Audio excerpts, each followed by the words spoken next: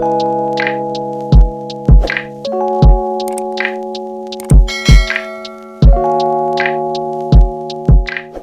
welcome back to my channel. My name is Shonda, and recently I posted 2 videos about 2 minutes each, one with my friend Tamar and the other with my friend Erica.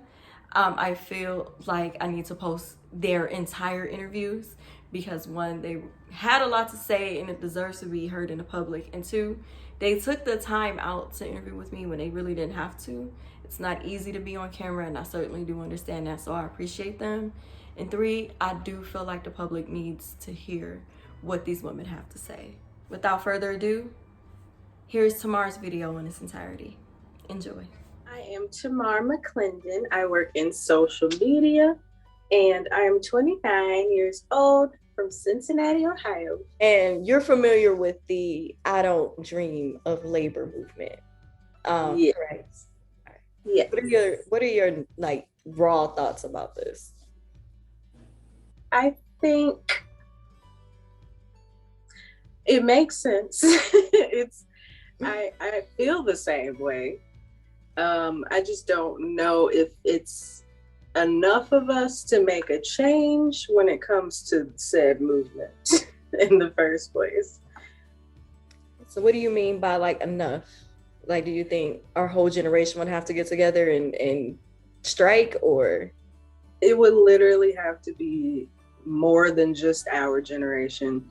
It would have to be more than at least 80-70% of the people that work, because everything's put in place to be a working person, and that's what corporate America is like, and that's how it's been for so long, and that's how everything is based anyway. Just like everything, everyone would say like, well, it's been like this for so long, why change it? But that doesn't mean it shouldn't change just because that's how it's always been. So I think it would take all the generations to come together that aren't retired to be like, okay, we're done working for less than what we're worth, at least. When you say less than what you're worth, can you elaborate on that just a little bit? I think just like there's so many jobs that require a bachelor's degree or a degree of some sort, but they're only willing to pay $15. Like, hello, this person has at least gotten a degree. You could at least be paying more than $15 or $16 since you require them to have been to college. Like, that's minimum wage at this point, since they're raising it in some states or trying to raise it in all of them to 15. That's still not even a living wage, yet they require you to have a degree in some cases. So I think stuff like that is kind of ridiculous, which is why people are like, yeah, what's the point of me having this degree or taking the job if I have to have a degree and only get paid less than a living wage? So I saw a report that there were 9 million jobs currently available in the United States. And that's just not with corporate, that's across the board. So that are quote unquote the blue collar workers, corporate, all across the board. There's 9 million jobs available right now. What do you think, besides the pay, what do you think is like really stopping people from actually either applying or taking these positions? I think it's the pandemic and people reevaluating what everything means to them. Since last year, people have been at home. They're like, I don't want to go back. And if they lost their job, they're like, I could get used to, trying to figure out what I want to do or what really makes me happy instead of just working to get paid, because people get stuck in that anyway. If you're in college and you just need a job, a lot of people end up working more than they end up going to school because you have to live. Not everybody can rely on their parents or anybody really to assist them while they go to college or pay for a dorm. and not have to go back home. Like, a lot of people can't afford to stay on their own after college. A lot of people that didn't even lose their job and are just working from home, like me, don't want to go back to the office because of the pandemic. They're willing to quit their jobs and just, figure it out as they go instead of going back into the office, because being at home has given them more freedom. They have more time to do things that you can't do while you're away from your house.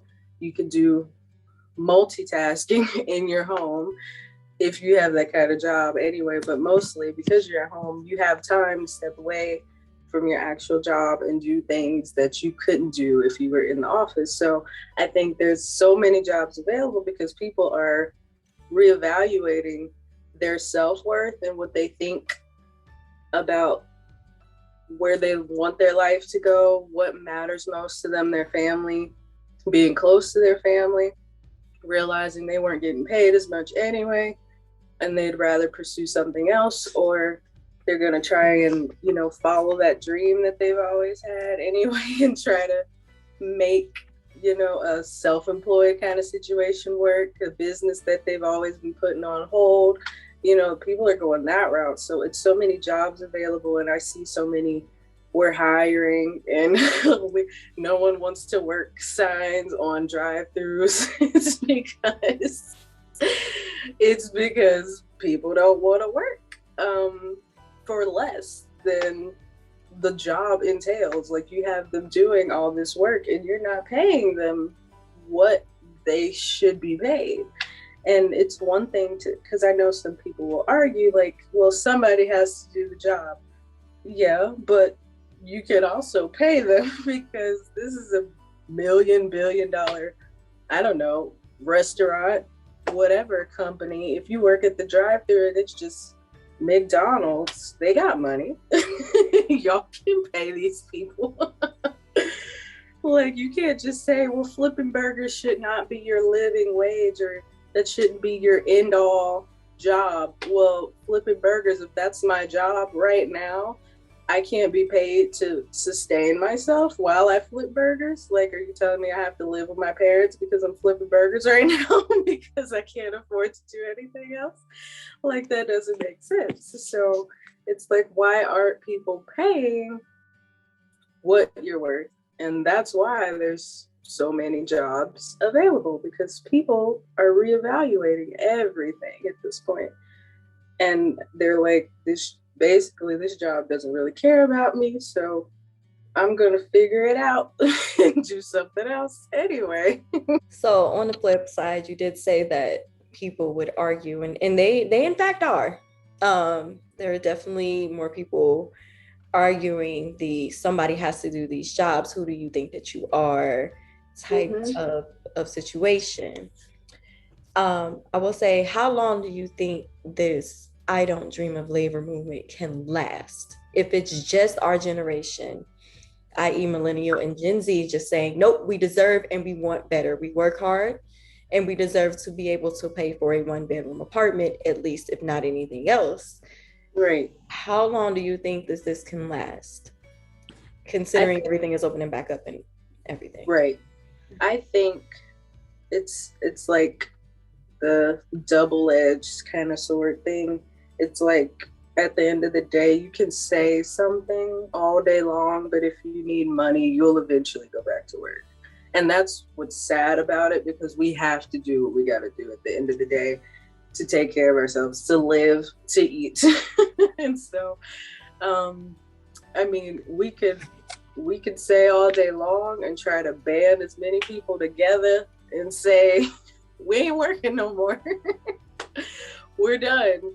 And we can go hard with it at least and try, I think, because I think the generation Z after me is more bullheaded anyway. And because we're a little older, so we've been working already, they're like, yeah, no, I don't want this.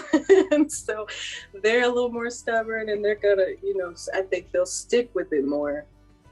But also, if they don't have money and they're not finding another stream of income or something that makes them happy that's gonna bring them any income other than like, you know, social media, which is a job, but like they're gonna get a job. That's the thing. So it's like it's it's just a 50-50 kind of thing. Like you're gonna want to not do this. we will try to come together and stay together and say we're not doing this one thing anymore. We're going to try to change the way the world works corporately, job wise. But at the end of the day, if you need money, that will make you change your mind, because where are you without being able to feed yourself or live? You know, Gen Z is bad. Wait till my daughter's generation grows up. Because they about to flip already. Whew, they getting ready to flip the whole world on the head. She's like, what do you mean? Like, I have college to get into debt to do what? No, I don't want to do that. For what? Exactly. I already know how to do it. That's kind of the mindset that I had in the first place, because I'm very much a rebel, so to speak. I was just like, why go to college? But like, I see, of course, the perks, and if you want this specific job, why you have to go to college to do so. But also with that, it's like, okay, if someone's going to school for, I don't know,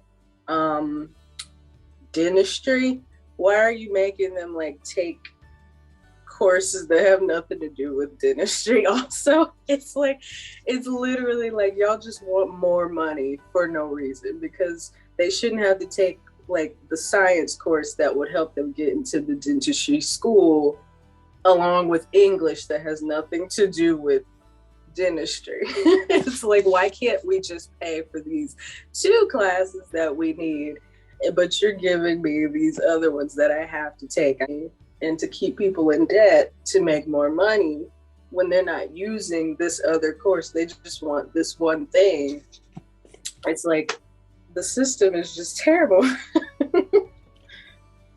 I will say that the flip side to that, reflecting on your personal journey, and going forward as things progress, career-wise for you, where do you see yourself, and what dreams do you have over the next 5 years?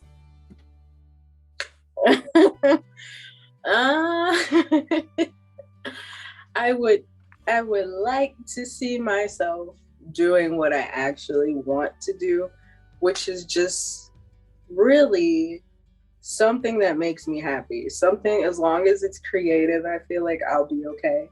I don't want to be stuck somewhere in 5 years. I want to be able to, of course, take care of myself, make more than I'm already making while being happy. And technically my dream job is not to work, but I would say that only because I feel like if you love what you're doing, it's not really work. It's just something that pays you, but you love doing it. So I think as long as you're happy in the job and it's what you actually want to do, it's not really work. Unless you're literally working for someone else, then it is work. I think that's my opinion. But in 5 years, I would like to be doing just something I want to do. I want to be able to make my own schedule, be happy, sustain myself, take care of myself, not lose anything in the process of getting to that point either. And whatever business venture, creativity avenue that I've taken, let it skyrocket and take me where I want to be, which is, you know, the millionaire status. And if not millionaire, I just want to be comfortable. I'm not greedy. I just want to be happy and comfortable. Okay, I want to be able to buy stuff and not have to worry about it.